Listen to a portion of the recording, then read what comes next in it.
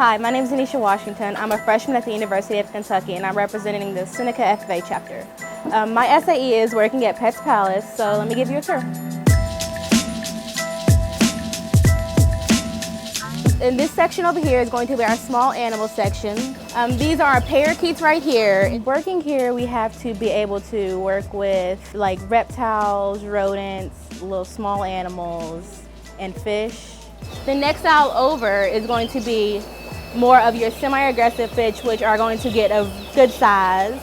Some of our morning duties would be to clean cages, feed and water animals. We give our lizards fresh kale and carrots every day, and along with our crickets. Some of the things I've learned is telling gender on an animal and being able to tell you exactly what size rodent you would need for your snake. Some of the challenges I've faced is working with certain types of animals. Like, I am afraid of spiders, so I had to get used to carrying the containers, opening them, and showing people what it looks like up close.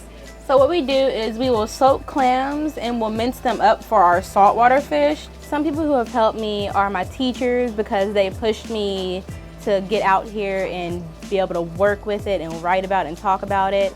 And my mom, because she was my transportation here and she got me here every day on time.